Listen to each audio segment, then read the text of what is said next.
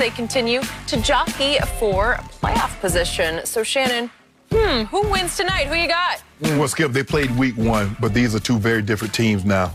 I think the Browns realize who they are. They are a running football team and allow Baker Mayfield to play action off that. Their defense has gotten better. That front four, Myles Garrett, Olivier Vernon, is doing a great job putting pressure on the quarterback.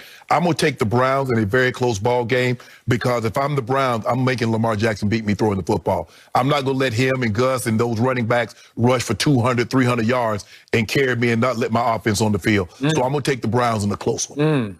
Ditto.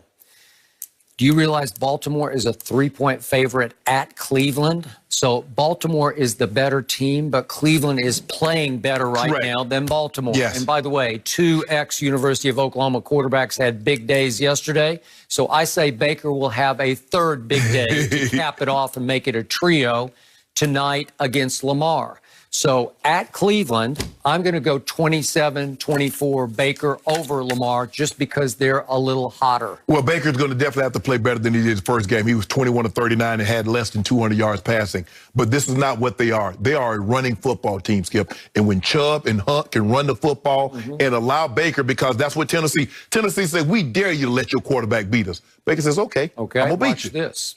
Yep. So can Baltimore force Baker to beat them and then put enough pressure on him or pick him off when he puts the ball up? That's going to be the question. Yeah. Baltimore, Baker against Baltimore has had some big games against them as a rookie starter, remember? And last year he had one huge game. That was the only good game that he played all last year, but it was outstanding. Yep.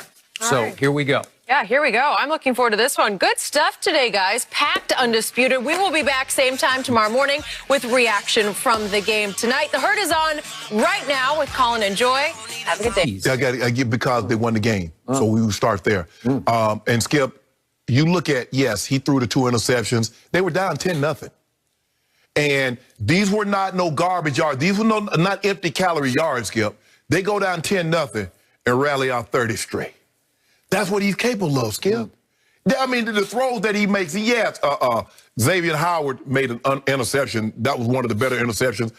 Andy had one also, got picked Waller late in the corner of the end zone. But Skip, I mean, for him to be, and they can't run the football, and this starting to concern me, Skip. I'm really starting to get concerned because 3rd and 1, 3rd and 2 is an issue because Edwards-Helaire and Skip, and I said this from the beginning, he's too small. He's hard. On 3rd and 1, he's losing the yard. He's losing 2 yards. 16 carries for 32 yards. 32 yards, Skip. 2 a carry. And basically, and it's like on 4th down. After the game the guys had, and he says, I don't care. You're our best player. I'm going to put the ball in your hands and go get it. And he went and got it. The throws that he's making, the throws that he can make. He had an off game, Skip.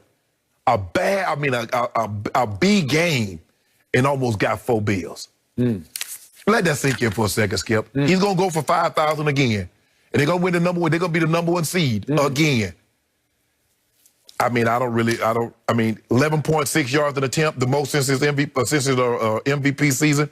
That's the 6th highest by anyone in the NFL this year. Skip, he threw 3 picks, and he got 33.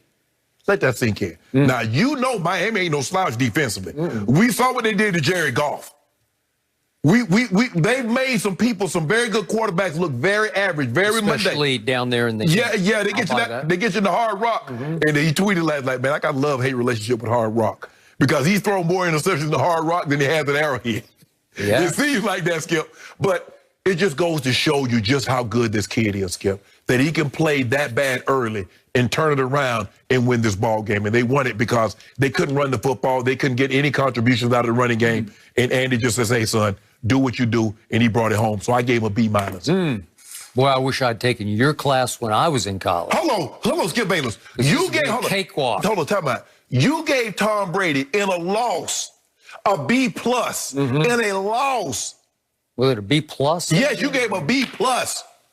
You mean against Mahomes? Yes. Because he completely outplayed him in the last 3 quarters. That's 3/4 of the football game, and those are increasingly more valuable quarters, more important quarters than the first quarter. Did you see what my homeboy did the second half? When? Yesterday. Oh, yeah. Okay, then. Okay, that's why I got to B-. Okay, so I'm the one at this table who's going to have to be objective about this. And given the fact that for the last 3 years on this show, every every Monday football season, I have to hear about my homeboy, this transcendent thrower, the greatest thrower of the football ever. I thought it was Aaron Rodgers, but I think you've finally given up that ghost. No. I mean, neck and neck. MVP, neck and neck. Neck and neck. Yeah. So you got them like 50-50 so that you can cover your base on that one. So given the fact that you have set the bar all-time high for this kid, like he is the GOAT. You're already talking about him being the GOAT right now. He's played in and won 1 Super Bowl versus 9 for Tom Brady, with 6 rings on 6 game-winning drives in the fourth quarter overtime. And now you're saying he could be the GOAT. He's already better, although some days Aaron Rodgers is the GOAT. I mean, they jockey back and forth. I can't keep up with this, but I can keep up with what happened yesterday. Yeah. So in all objectivity, given the bar set all-time high, that was a pretty ugly performance. He put them in harm's way with 3 interceptions on the road. Yes. And because of that, I have to give him a D, as in dog, as in Alpo. Hold on. As in Alpo. Hold on, Skip. Tell him. He put him in harm's way, but he rescued him. Your guy put your team in harm's way, and he didn't rescue you, and you gave him a B. How? Well, he should have rescued if my defense could have stopped Patrick Mahomes with 4 minutes and 10 seconds left at Tampa. You can't make him punt one time. You let him burn the rest of the clock. Are you kidding? Hold on.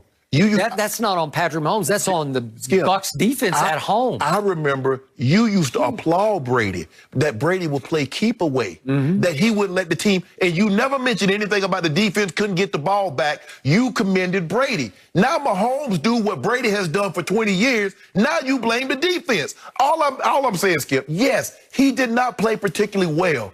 But these 393 did not come in garbage time. They came, he needed every 393, and every big throw that he needed to make, he made when it mattered the most. All I know is I've been telling you again and again that I've been watching this league for a long time, longer than you even played it. Yeah. And the one thing I know is this league will catch up to you, and it will eat you for lunch, dinner, and turn around and eat you for breakfast if you don't stay ahead of the game. And he is getting to the point, he is so nonchalant, he is so careless with his throws because the world is telling him more. No looks, cool, off platform, off balance, don't care about your footwork, make throws, make arm talent throws, and this league will get you. Aaron Rodgers has, to me, a more golden arm than Patrick Mahomes does. Aaron can get away with the worst footwork I've ever seen a quarterback have. He has no footwork. Yeah. This kid is getting to where he's careless with his throws. And if we can see those 3 interceptions, it's one thing after another where you're not planting your feet, you're not setting your feet, you're not making a calculated throw. Skip, look, he didn't expect the guy. The guy was on the ground, gets up and tips the ball. Skip, look at it. He was on the ground. Yeah. Did you see the footwork? He's falling backwards on a little 8-yard throw. He overthrew him. And look at that. Did you like that footwork? Skip, that's Skip. Did you like that? How many times have we seen him complete that pass? Yeah. Okay. Well, that's true. He's getting away with it. And on that one, he sort of threw it flat-footed, and he just didn't put enough air because he got him at the back. If he throws it at the back of the end zone, it's a touchdown. He might have him. It'd have to be a really good throw, but that guy will catch it if you throw it somewhere up in there. But you also have to understand, Howard is a big corner. So you're going to have to be. He's not only big, he is really good. Yeah, he is. He had an unbelievable season. Yeah. But that's why they paid him the big bucks. And to pair him with Byron Jones, so they play a lot of coverage. And to give them credit, like I said, Skip, you look at what they've gotten with Byron Jones and Howard at the corners, and the way Christian Wilkins and the way they can pressure the quarterback. But I mean, the dude went and got 4 bills, Skip. 3 picks on the same field on which he threw 2.